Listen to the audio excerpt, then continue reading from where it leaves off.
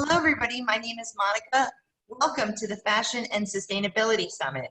The 2020 series is a collaboration of FashionDex and LIM College.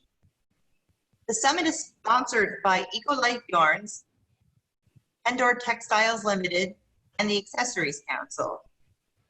Questions are welcome. During the presentation, please type your questions in either the Q&A or the chat box. There's no need to type in both. Questions will be read to the speakers during the last 30 minutes of today's discussion. The raised hand feature is utilized for on-screen attendees only. This is week 4. We're about to have a conversation on sustainability at Outerknown, Away, and Mara Hoffman. Today's speakers are Megan Stoneburner Azim of Outerknown, Katina Boutis of Away Travel, and Dana Davis of Mara Hoffman. Today's moderator will be Freedman, graduate faculty of LIM College, and co-moderator will be Bettina, Hobson, also of LIM College. With that being said, I'd like to hand this over to our lead moderator. Hope, take it away. Hi, thank you very much, Monica. Well, good afternoon and good morning, everybody. Welcome all. Delighted to have you here. We're all here together in Zoom land. Very exciting topic that we have coming up on sustainability at Outerknown, Mara Hoffman, and Away Travel. We're hoping for no technical difficulties, but if we do, please, we thank you for your patience in advance. I want to start off with introductions. And as I mentioned, I'm Hope Freedman, your lead moderator. I'm a consumer and brand purpose marketer with deep experience in brand management. And now I guide brands to identify and strengthen their social missions, to enhance consumer loyalty, to grow top-line revenue, deepen employee engagement, and of course, create greater positive societal impact, and evangelizing my passion for purpose and the world of CSR, cause, and whatnot. I teach cause marketing and other marketing classes at LIM. And so I want to also turn over to my wonderful moderator, co-moderator, Bettina Hobson, so she can introduce herself. Hi, everyone. My name is Bettina Hobson, and I'm a recent LIM College graduate. I am very passionate about fashion supply chain, sustainability, circularity, and just so happy to hear from our esteemed guests. Thank you, Bettina. So moving on to our distinguished panelists, Megan, Dana, and Katina. Dana, could you introduce yourself, and we'll go around. Sure. Can everyone hear me? Yes. First, I want to thank LIM and Fashion Index for having me, and for all of you in the audience for joining us today. So I am the VP of Sustainability, Product, and Business Strategy at the women's contemporary brand Mara Hoffman. For the sake of this conversation, I'll focus in on my role in sustainability. So, ultimately continuously pushing the company to reach greater levels of responsible manufacturing. That involves seeking out the right partners to do that. So really digging into our supply chain, vetting each factory and each individual that we work with. Started by researching and creating and formulating what sustainability would look like for Mara Hoffman and what it actually means for the brand. Which I'm sure we'll get into in this conversation, but how important that is to define the word within your own organization. Let's see, I touched on the supply chain, so just constantly analyzing that, educating our internal teams and the company, as well as those supply chain partners on what our standards are as a brand. Shifted the business to focus on that triple bottom line, so people, planet, and profit. Building out our strategy, which is an ever-evolving strategy, setting up baseline measurements and targets for the company. Also, because I oversee product and how closely that works within sustainability, so just ensuring that our product hits those standards and is also high quality. And that was a lot, but also, I guess, internal initiatives for the company that reflect our values on the inside and outside of the company. Thank you. Yeah. Megan? Hi, so pleasure to be here. Thanks again for having all of us. I am Megan Stoneburner Azim, Director of Sustainability and Sourcing at Outerknown. So very similar in terms of responsibilities and my role as Dana was just speaking to. So really from a high level perspective, planning strategy around sustainability and sourcing and supply chain management, as well as then executing and ensuring that those strategies are integrated across not only the product teams, but across various roles throughout the company. So it's a pleasure to be here and I'm excited to share some insights. Glad to have you. Thank you. Katina? Yeah, hi everybody. I'm Katina Boutis. I'm the Director of Sustainability at Away Travel. We are a fairly young startup brand. We actually had just celebrated our 4-year birthday just before kind of the global pandemic really impacted us all here in the United States.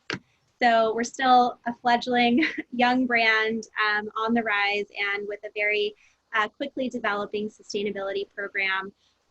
So I think our company is probably best known for our hero product, which is kind of this singular, well-designed suitcase that we started off with. But throughout the years, and particularly in the past year, we have done a lot of work to really start to include and expand our product offering in a number of textile and new product areas. And one that I'm really excited about, and part of the reason why I was brought on to join the team, was to establish our first new vertical of apparel, which is going to be launching at some point next year.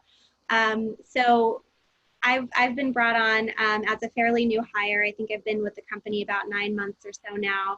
And what I do is I sit within the broader supply chain and operations team, which is really important from the perspective of a product company. So I work really closely on developing and implementing strategies from raw materials to responsible manufacturing, sourcing in general, through to a lot of the logistical and warehousing and packaging services that we provide and are involved in. And increasingly, last but not least, really working with some of our external providers and internal teams to really try to tackle this big conversation topic of circularity and how some of our recycling initiatives play into our goals for the future. So I work within this broader supply chain operations team, but I liaise very closely with our designers and some of our other team members in communications and brand. So yeah, really excited to be here, and thank you all for having me. Thank you. Wow. Lots of broad and wide experience. This is great. And for those of us we thank you for joining us. Please put your questions in the chat box, and Bettina will be mastering the chat box as we go along, and we'll have some time towards the end to answer those questions live. So kind of getting into the heart of this. There's a lot, actually, as Dana mentioned, there's a lot of terminology out there about sustainability and what it actually refers to. So I'd love to hear from each of you to level set for the conversation. Could you define how your company views sustainability? And in that response, feel free to include what areas that it encompasses. Yeah, I'm happy to jump us off. So I think it's important to know that Mara Hoffman, this is our 20-year anniversary this year, and the brand wasn't founded with the framework of sustainability. But 5.5 years ago is when Mara herself really drove us to change the direction of the company. So when we started this new approach, we were really looking at it through the lens of environmentalism. We focused on our materials, transitioning into recycled and natural fibers, our water use, chemicals. And then slowly over time, what we started to realize was that the framework of sustainability, expanded far beyond this. It is a mindset, an ideology, and it has to take into consideration the people. So, and not just the labor side of the supply chain, which of course is of great importance, but looking at communities within we work and live, and understanding how poor communities are most affected by climate change and global warming. So, which we know the fashion industry has quite a large impact on. So sustainability for us became a framework that looked at working within the lens of environmentalism and social justice. And it became a tool of activation that we ask for our customers to engage in and all of our partners within across the board in our supply chain and beyond. That's great. Yeah, it's definitely seeing that a lot in a lot of different companies across different verticals, expanding that what sustainable really means. Great, thank you. Katina and/or Megan? I guess I can go. So as I mentioned, the sustainability kind of department is fairly new to our organization. So I think we're still kind of defining and on this path of exploration for what sustainability and responsibility is going to mean for our brand as we mature as an organization and start to really set public targets to hold ourselves accountable. But I can kind of point to a few specific areas that have been really important for us so far along the journey. So first of all, I think product durability is a really important one. We make product that is meant to accompany a person for a very long period of time. So we put a lot of effort on the front end of our design and development process to make sure that we are designing and producing product that is built for longevity and has this kind of material and product integrity that's inherent within what we're producing. To build on top of that, we have a really, I think, important set of services for repairs that has been built within the company for quite a while, but that we're actually beginning to expand in new ways as we kind of grow and as our consumer base becomes a bit wider and more international. So that's, I think, the first one. Another big area that we are focusing very heavily on right now is material health and our sourcing practices. So increasingly developing and designing into product that kind of maintains, I think, the same design aesthetic and quality and performance standards, but that we know, based on science and fact, that are inherently less impactful from an environmental and social perspective on the communities that are making our product. And then I think the third one is kind of going back to the first, and all of these are super interconnected, is designing for the circular economy. So we have this great repairs program in place, and we want people to have a very long and extended lifetime in relationship with the product that we're creating. But how can we then really start to be intentional about how we're designing for disassembly, designing for recyclability, and really start to hit some of our longer term goals of take back and recycling rates. Thank you. Yeah, thank you. Megan? Yeah, of course. So kind of by way of introduction to Outerknown. So for those who aren't familiar, the brand was founded in 2015 by Kelly Slater, and really with kind of the sole purpose and reason of building a sustainable clothing brand and proving to the industry back then that it can be done, that it is achievable, and that customers were seeking and wanting these products as well. So as we kind of think about sustainability, and it's transformed and evolved in multiple ways, but there's kind of three buckets in terms of how we now define sustainability throughout the brand. So it's constant evolution. We think about systems change, and this is ongoing work. As soon as you hit this point of perfection, or at least what you think is this perfect kind of plateau, there's something quickly behind it. So we're always seeking to evolve and do more and ensure that we're making progress. And then beyond that, I would say it's designing holistically, or thinking about a holistic design strategy. So not just designing of our product, but thinking about design of the entire business model and our footprint across the globe. So really looking at how things are interconnected and how we actually contribute to each of these impact areas. And then last but not least, I would also need to mention that we think about long-term strategic planning, as this isn't just about building kind of environmental fair programs or a fair labor program, but it's really thinking about business health and where we want to be in the next 10 years, and how we once again continue to make progress to help support not only the brand, but the surrounding community. So our vision is really to think about how we contribute to a world that thrives versus where, as we all are currently kind of facing, where we're just trying to survive. So thinking about the strategic moves in which set us up all for success. Thank you. Yeah, it's been interesting to see. And that's a great segue into moving that forward into the, obviously, the very current reality we're all facing and we're navigating through.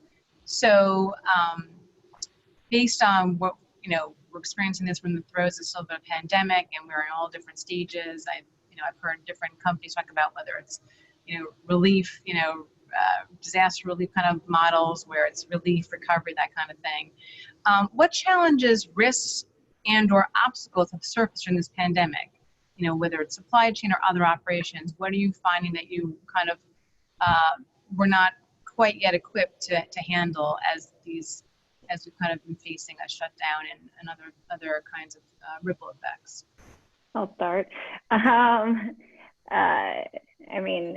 What challenges aren't we facing currently right now? I feel like is the question. When factories shutting down overnight, and the reality of what that meant with our product, at what stage it was, and how to manage that, all the way down to distribution centers, not being able to fully operate. And so how are you getting your orders out to your customers? We went through, unfortunately, a huge contraction within the organization as our size, our employees were down 40%, which has, been an extremely challenging thing to handle.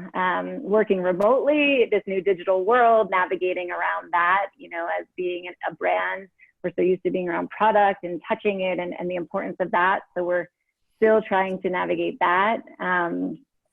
Budget cuts, reducing our budgets and needing to stay nimble through this, and obviously including sustainability. When we're looking at what are these goals we had for the year, how do we ensure that we can meet some of those, or how do we redirect some of our attention to a new set of goals because the old ones didn't make sense anymore. And that with that means the challenges of not being able to hit full steam ahead with things that we were really excited to be able to accomplish in 2020. I think there's just been so many challenges that could go on and on, but I want to remain positive in this, and there have been some silver linings to all of this, and that's just how we're keep approaching everything. Okay, we'll get to that in a few minutes about silver linings. Thank you, Dana. Yeah. Katina, Go ahead, Megan. Sorry, I was going to say, I think to add to that, like as Dana was saying, it's been a very challenging year. And I think for multiple industries, but especially for the apparel industry, as I kind of take a step back and try to breathe through this at times, I think what's really alarming, and also as Dana was saying, there's a little bit of silver lining in all of this, is the sense, or it's really kind of the visibility and the fact that we already had issues within this industry. They're just starting to accelerate, and they're actually being exposed now. So we have a broken and a flawed system that isn't actually servicing people and planet, but now it's become very apparent. And I think now people recognize that sustainability and its true definition of thinking about long-term strategic planning is extremely important, and it's forcing us to take action. It's forcing us to truly collaborate, as we talk about often in this industry, but we have to band together because we have to build better models.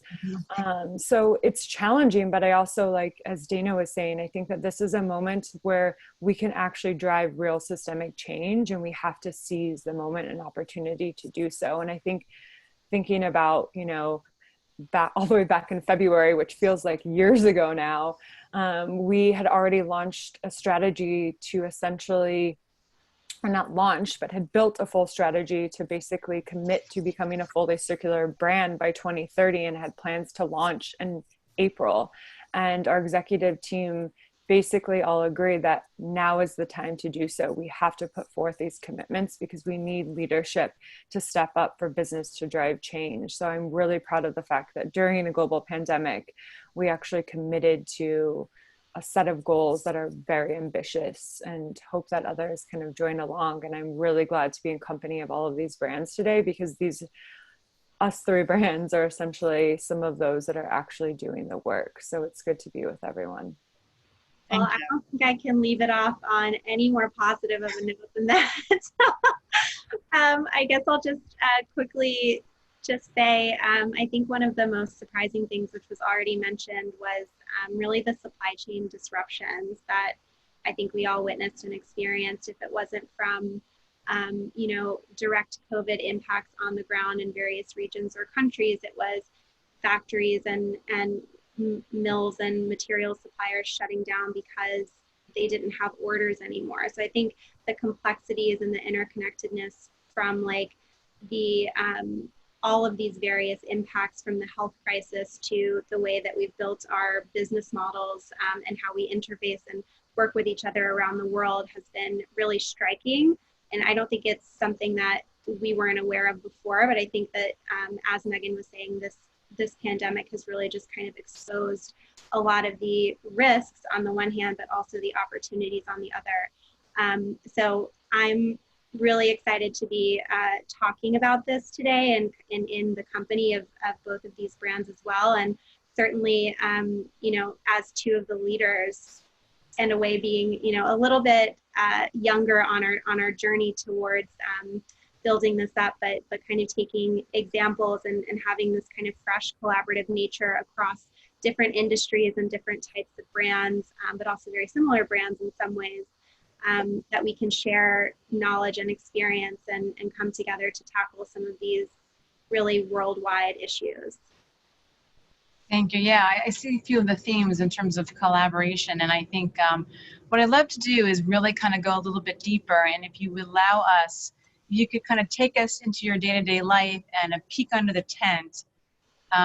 If you could add some color as to kind of some of these decisions when you were thinking about solutions and workarounds that you've been trying to implement. And it could be, solo as an organization, or even collaboration. So we want to give you a wide space to kind of answer that. But you could really kind of help us understand what you guys went through, and kind of in figuring out how to have these workaround solutions to the things that you were encountering. And you can pick one or two areas if that's easiest for you.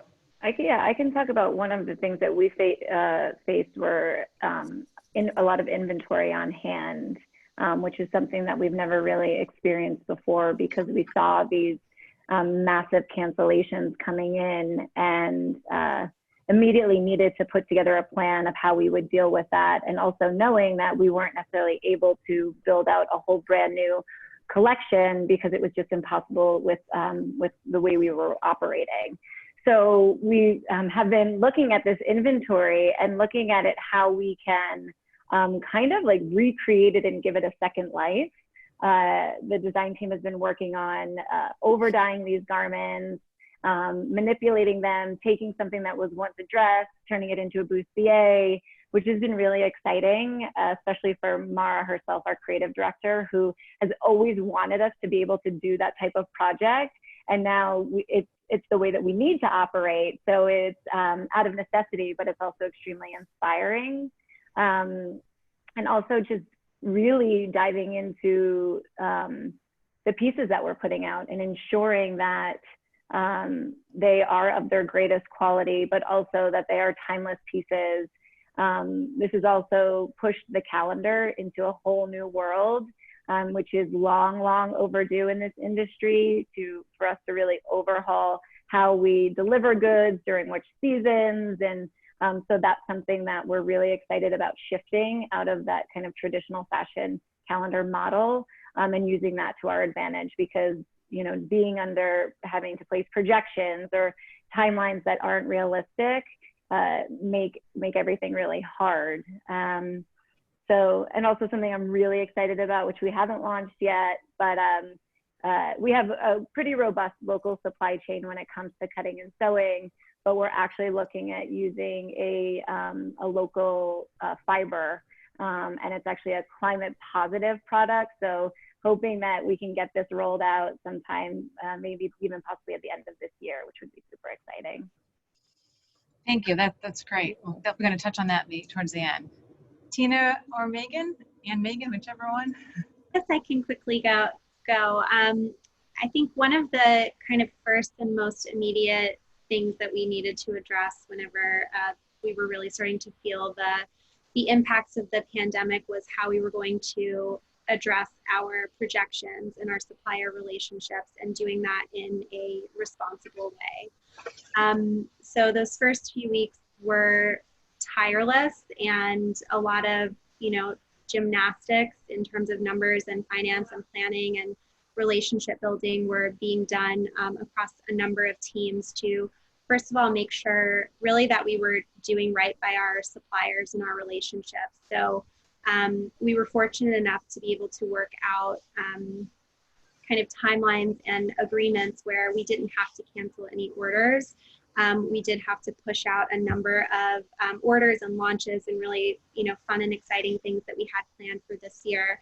But we were able to do so in a way that we were postponing production, but also coming to an agreement with our suppliers, and in a lot of times actually helping to support them through the period of the pandemic, however long it's going to last. So I was actually really kind of pleased and happy with some of the outcomes just on the partnerships and relationship side of being able to kind of come out of this on the other side together with these strong relationships that have been fostered over the past 4 years. Another thing that we're doing is, so obviously we know retail has been impacted in a major way. Away is kind of in this strange intersection of retail and travel, which has also been extremely hard, extremely impacted in a very difficult way for us. So something that our designers have been really excited about, in a way that we've been able to really work together closely from a design, product development and sustainability angle, is on designing and developing our next iteration of what our product is going to look like in the changed landscape of what travel will be kind of in the next few months and into the future. So, reshifting our merchandising plans and what that product assortment looks like, and integrating some new materials that we weren't sure we would be able to hit in the year 2020. So again, a little bit of some silver lining and some nice outcomes, hopefully, that we'll be able to share later this year, if not this year, early into next year. But it's really triggered, I think, the way that a lot of us internally and across our internal teams are working together to kind of find creative solutions. Thank you. Thank you. Last but not least, Megan. Yeah, so I mean, we share a very similar approach as the other two have kind of spoken to. I think from a supply chain management perspective, really thinking through how we show up as valued partners and really work with our supply chain network, not only on a daily basis, but it felt like an hourly basis, and to really make well-informed decisions by talking through kind of the implications of pushing out orders, what it would mean to actually cancel some orders, not necessarily finished goods. We made a commitment that we would not cancel any orders that were finished or finished goods in production, but products that had just been placed. And if there were any liability to be taken on, Outerknown would take ownership and responsibility of that. So making sure that we were responsible, and once again, making very well-informed decisions, and having our supply chain partners tell us what they thought was the best approach and plan. So having very honest and open conversations. And what I will say about that is those are ongoing conversations. We're still in constant communication, sending out surveys, trying to understand how they're adapting, how they're changing, how the workers who are now back in the factories are protected, are they safe? So the work is not done, and it's important that we continue to keep that level of engagement going, as we're still not at the end of this global pandemic. And then on top of that, I'll say that another kind of big aha for us was to actually take a step back once we felt like we had a strategy in place in terms of managing inventory, and look at our priorities for the and be really strategic and focused on what we knew we could get done, because resources, not to say we're limited, but we had to reallocate some of the resources. So we needed a clear path and plan forward. So we kind of have doubled down on a few circular knit tee collections that we'll be launching next year, and really focused on the development of those garments and end-of-life solutions and circular material inputs, to really prototype and pilot and prove that it's possible, and then eventually scale that across the rest of our collection versus doing it all at once. And then beyond that, really doubling down on re-commerce, as we've now seen in the last 6 months that re-commerce, or the resale of used products, is significantly increasing. So, I mean, last but not least, I think thinking through marketing and how we are better storytellers, thinking through kind of the importance of ensuring that the customers know why durability and long-lasting garments is so important, and why they should want to hold on to these garments or find another home or life for that product. And beyond that, why material inputs is so important in terms of its impact. So really thinking through using our brand as this platform to be able to showcase this work and inform consumers while they're at home and potentially have a little bit more time to read some of these stories. Great, thank you so much. I think that was a great kind of look into kind of what you guys have been going through the last few months. So I see there's been a lot of wonderful questions in the chat box and the Q&A. So Bettina, I want to turn over to you and see what we can ask these lovely panelists. Thank you so much. I'm seeing tons of great questions, and I honestly don't know where to begin. There's all such things to ask. I have some questions that came in via email, so I think in fairness, to be fair, those came in first. So I'll ask these to any of the panelists that would like to answer. One of them being, let's see, you've kind of talked about this, but what are the challenges and opportunities that have popped up recently for your brand? Maybe you have a specific story, because I did hear someone mention about silver linings, and so I think that might be a good chance to answer this type of question. I can kind of kick us off. I think for us, it's an opportunity to think about how we set up and establish supply chains, and how we're better partners once again, and thinking through what these new relationships look like, and how supply chains should actually be operating, and what that level of ownership from a brand perspective should look like. So thinking through more localized, regionalized supply chains, and then also how are we actually, once again, taking more ownership in the supply chain. So thinking through various models, not to say that this will happen overnight, but in regards to our 10-year plan, how we develop and build into some of these ideas in the next few years. There's a few silver linings. I think I mentioned the calendar shift, and to see that conversation now happening.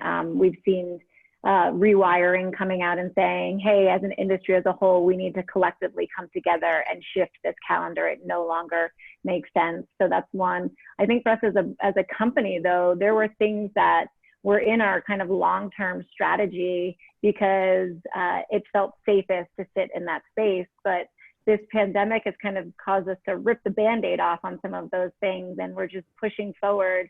It's kind of given us this not a fearless mentality, but this idea like, okay, if we could handle through what we've been through, we can move quicker with some of these other initiatives. So just shifting around some of the business strategy and implementing things quicker, which is exciting. Wow, great. So many good ones.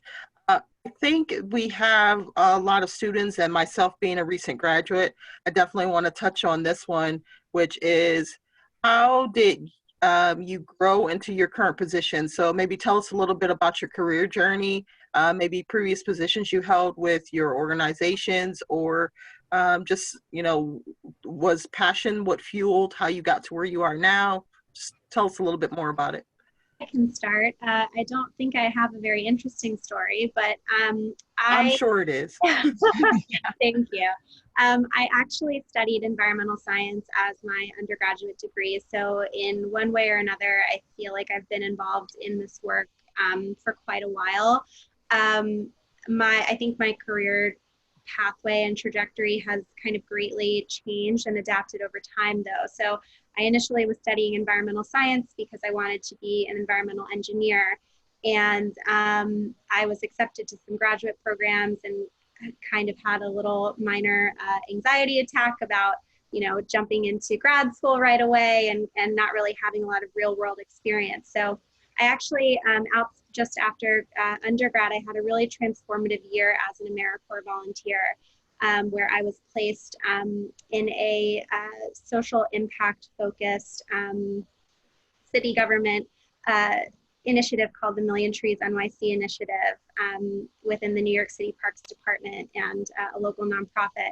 And that experience really, I think, exposed me to a lot of social justice and environmental justice issues that I, in my kind of very scientific training, was not really exposed to in a real world way. So that kind of changed how I viewed the rest of where I wanted to take my life and do what I wanted to do. So from there, I had some more work experiences in a similar field, and I ended up going to grad school for sustainability management and kind of working my way into this field of consumer goods, because I feel like it is an area that consumers don't always have a ton of decision-making power in terms of, I think there are a lot more now, obviously, but it's an area where I think from a brand perspective, you actually have a lot of power to make a big difference. So yeah, many, many years later, this is kind of where I am, and this is my new passion in trying to find ways of implementing supply chain solutions and sourcing solutions to, try to tackle some of the biggest issues that we're facing as humanity. Sounds great. Megan or Dana, would you like to contribute? And by the way, Katina, I thought that was a great story. I don't know what you meant. It wasn't bad at all. I agree. And I also feel like I just learned a whole lot about you, Katina, which is so nice. So mine is, I love that this question came in because this is probably one of the most common questions that I get, especially among students. So my background is in design. I went to FIT. I graduated with a degree in fashion design and had a pretty standard kind of career as far as working for small companies, big companies, and kind of understood what I appreciated about the difference between those two types of companies. 10 years ago, landed this role at Mara Hoffman in a production capacity, and there was only 4 of us in the company, so really small.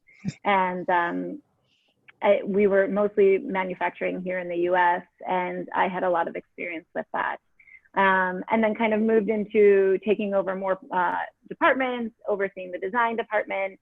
And then 5.5 years ago, when Mara had this, aha moment and truly understanding the impact that the fashion industry was having on the planet, she came to me, and we both had children around the same time and had been having very robust conversations around shifting our lifestyle, and always kind of around how could we ever change the brand? Would it even be possible? And it's too much. And then it got to a point where Mara was just like, this has to happen.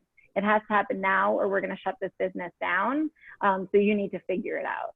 And I was like, okay, I'll figure it out. And so started educating myself in the world of sustainability, reaching out to brands that have been in this space for a long time, finding out what their successes were and their challenges, and saw how collaborative this space was, which was so exciting, because coming from such the fashion side where everything is was so proprietary, nobody wanted to share, and it just felt so right. And so yeah, fast forward 5 years, and now sustainability sits within my title. So there you go. You never know where it could take you. Oh, I love how you mentioned how the collaboration piece is so important. Megan, did you want to contribute to this question? I'd love to hear from you too. Yeah, I can keep this somewhat short. I mean, it's just impressive hearing these two women. And I think there's like a key lesson here of like persistence. And as you think about sustainability and building out your career, like there isn't necessarily a set path. So you have to kind of navigate and determine A, your own values, and B, where you want to be, and help to kind of guide yourself through this, because it can be challenging. And I will admit that I grew up in the portfolio of Gap Inc. brands. So I worked for Old Navy and various roles in inventory management and production. I worked for Athleta and really helped to build out their sustainability strategy, and then spent about 5 years on the Gap Inc.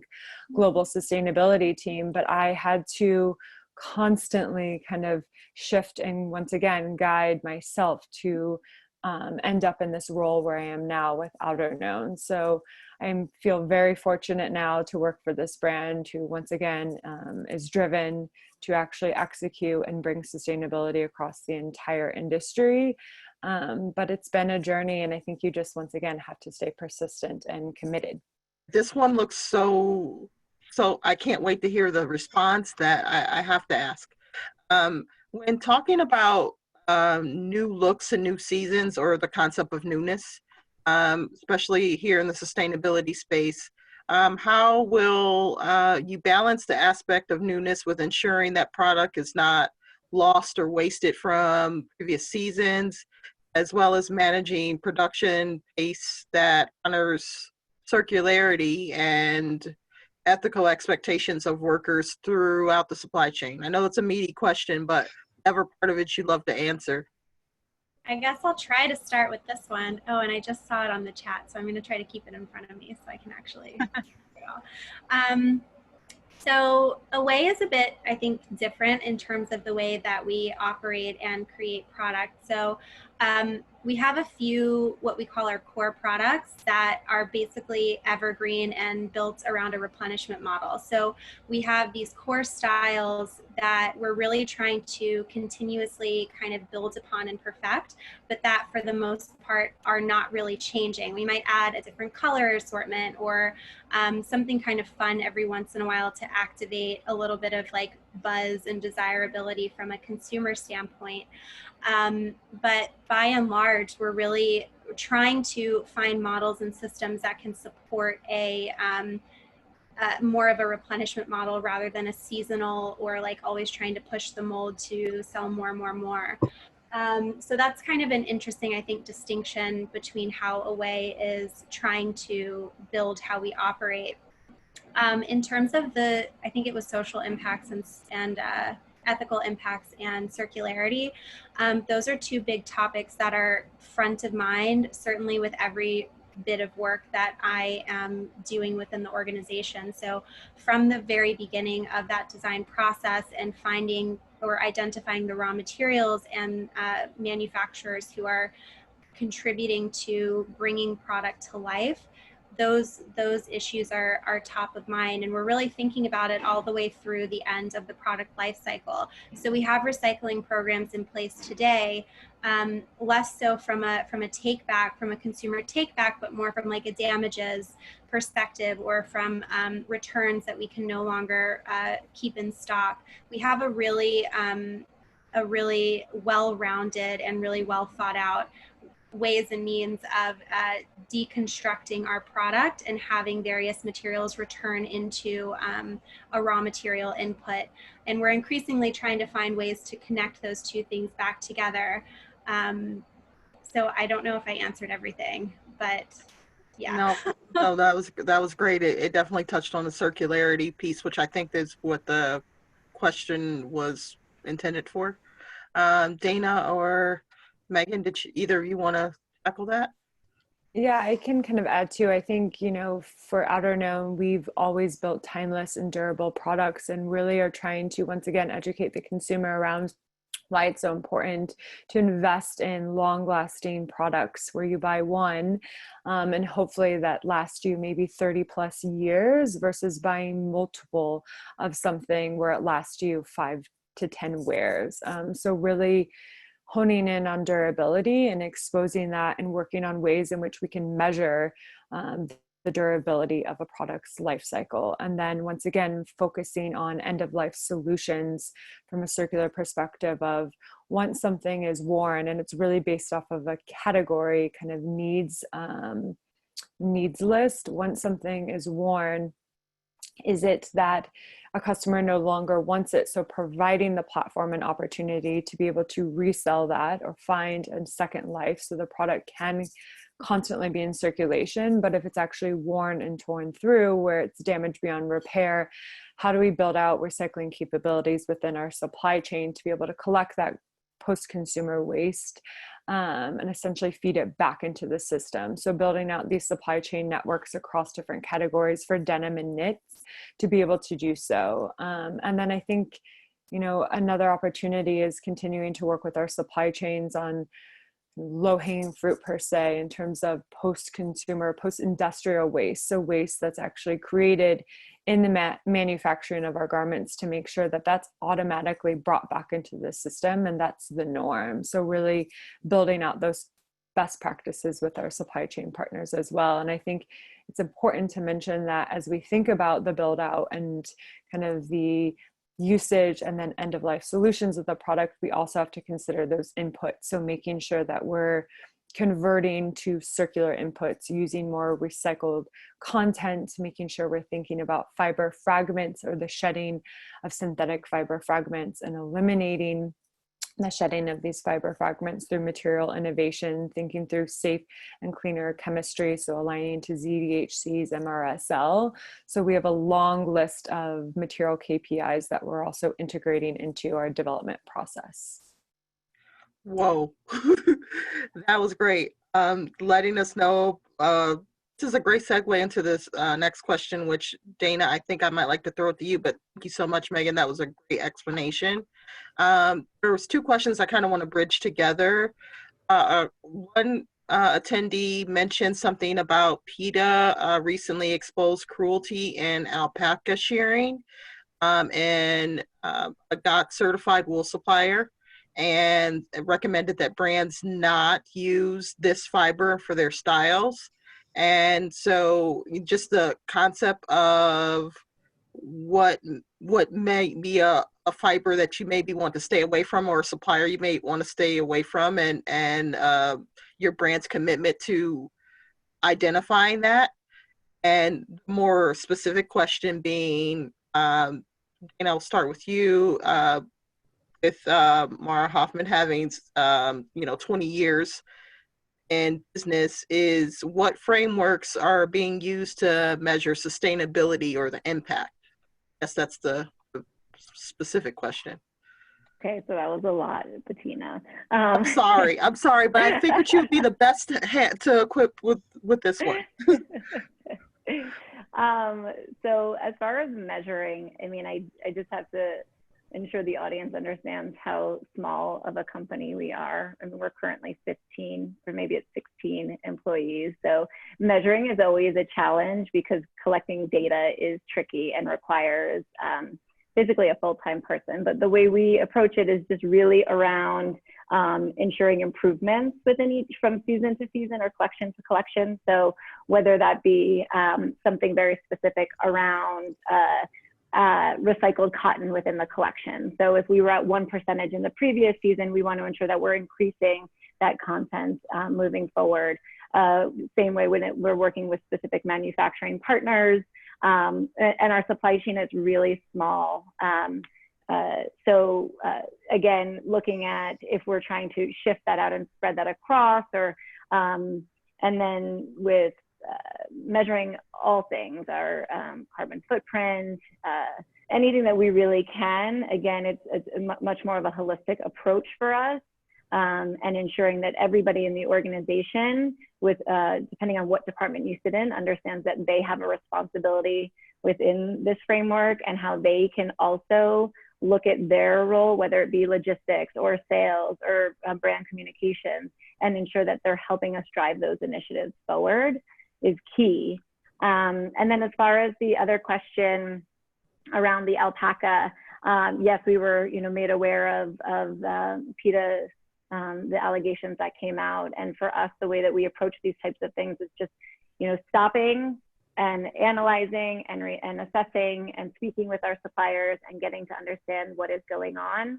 And that's where we stand at this moment. I love that communication. That's what I heard through everything you were saying. Love it. Love it. Yeah, it was great. Thank you. So thanks, Bettina. And thank you to everyone out there who sent in questions, whether the Q&A and chat. Sorry, I wish we had more time to go through all of them because I know we're all very passionate about sustainability, fashion, and retail, but I know we're kind of getting close to the end of our hour. So I'd love to just ask the panelists if you could briefly talk about, and this is touched on before, the idea of silver linings. So having a few months and still to come, pervasive disruption in the rear mirror, we could say that. What's your current view of the future of, retail fashion? And what are you excited about, whether it's generally speaking or more to your own company? Really briefly, I mean, I'm very optimistic. I think that once again, we're starting to recognize a tremendous amount of opportunities. And I think once, again, we're also starting to really lean into collaboration. And I think there's a huge ability to accelerate innovation to help solve some of these issues. And I have a feeling that more and more brands will start to join these initiatives to help kind of identify the solutions go forward and start to better partner. Although it may take some time just based off of budgets, but I think in the next 2 to 3 years, we will really start to see transformation come to life. So I'm optimistic. Yeah, I agree with that. I think one emerging area that I am very excited about just on a personal level is the emergence of resale. I think I've seen a lot of really incredible statistics over how about the growth of resale just in the past year and how it's projected to grow in the next 10 years. And I think this really harks back to a lot of the talking points and topics that we're discussing here today about durability and product integrity and longevity, and increasingly building, just better made product out of responsible inputs from, chemistry to labor to raw materials, and providing that second and third and however many lifetimes after until we eventually need to figure out how to break it down and kind of disperse materials again. But that's an area that I'm personally very excited about seeing grow and continue, just as a practitioner and somebody who is trying to really live these values. Dana, you want to add? I'm excited for all the shifts that are going to come. I think when we are kind of constrained or in challenging times is when companies can get their most creative. And I think we'll see a lot of creative outcomes out of this. And we've talked about collaboration. There hasn't been a better time for brands to ultimately come together and really figure out how to move the needle. And some exciting opportunities are coming up now. And I feel like we've always been really about collaboration, but there seems to be more of an energy around that. And as far as brands focusing on design, yeah, more meaningful pieces, the functionality of those and the longevity. I agree on the resale aspect. We launched a partnership, I guess almost 2 years ago with the Renewal Workshop, and we launched Mara Hoffman Renewed. So I'm excited to continue growing that other brand for ours and to see where that can go. I'm also excited to see the consumer waking up to the brands and holding the brands responsible, because that's very much the way at Mara Hoffman we see it. It's not the consumer's responsibility to navigate around it. There's just too many choices, and it's very challenging, but we as the brand hold that responsibility. So I'm excited to kind of see those two worlds come together. That's great. That's great. Thank you. That's great. So, wow, can't believe we're almost at time. The time has just flown. We talk about this for like another hour at least. But I want to be cognizant that people have taken an hour out of their day to join us, and thank you to all of you. So that's exciting, because it sounds like, there's so much stuff we talked about, so much ground that we covered. But what I did hear you say is that, all of us, is that, this is a time for a reset, to kind of take a step back, to revisit kind of the whole business across the, all the operations. So certainly, I think, as Megan talked a lot about collaboration, especially with supply chain and supply chain partners, how do you kind of really strengthen those relationships and kind of really look at under every stone about what can be done better. I also heard a theme about acceleration. This is a time to kind of maybe reset goals. I think Dana talked about resetting goals and how you can say, well, maybe this won't work, but maybe something else will work. And how do you kind of look at your goals in a different way? Certainly in terms of this disruption, also accelerating innovation, kind of part and parcel with the goals. What can be done now in the next few months that we hadn't thought about? What kinds of collaborations, partnerships, how do we get this done? Where can we strengthen where we need to strengthen, and where can we look at our product design, be more responsible in terms of manufacturing and also consumption.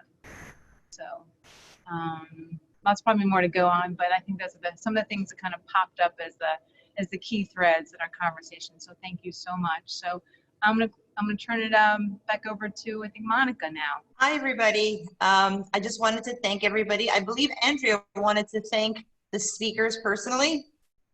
But you can, but I will, because I would love to say thank you so much to Katina, Megan, and Dana for sharing your work and your knowledge and your passion today. I also want to thank Hope and Bettina for some awesome moderating, and Rebecca and Ryan and all our team members for your great work on this series. And if you asked a question and we didn't get to it, we apologize. I see that one question is about the priority of reducing shipping impacts. Join us next week. Monica will tell you we have a conversation on reducing transportation impacts.